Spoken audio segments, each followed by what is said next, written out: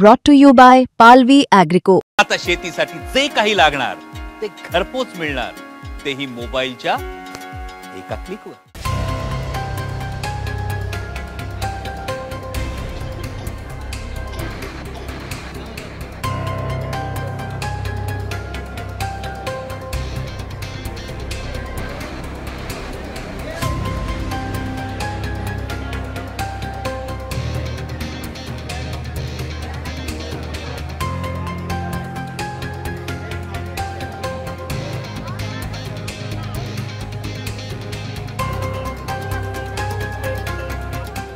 माझ्या मागे जी गर्दी आहे ते कोण्या कंट्रोल किंवा राशन दुकानाची नाही, कोण्या निवडणुकीच्या मतदानासाठी नाही, तर ही गर्दी आहे अकोट उपविभागीय अधिकारी यांच्याकडे।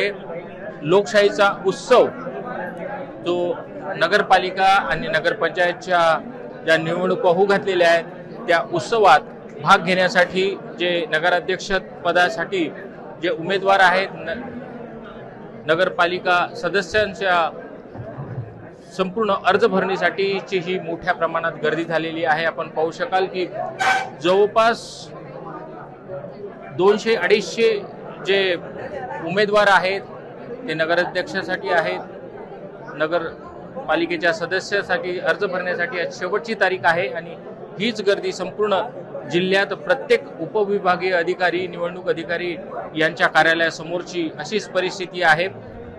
जिल्ह्याचा जर विचार केला तर संपूर्ण पक्ष जे आहेत एकमेकांसमोर ठाकलेले आहेत, कोणाचीही अजून युती झालेली आहे किंवा गठबंधन झालेलं आहे अशा प्रकारचं चित्र 1-2 नगरपालिका किंवा पंचायत सोडल्या तर त्या ठिकाणी दिसून येत नाही।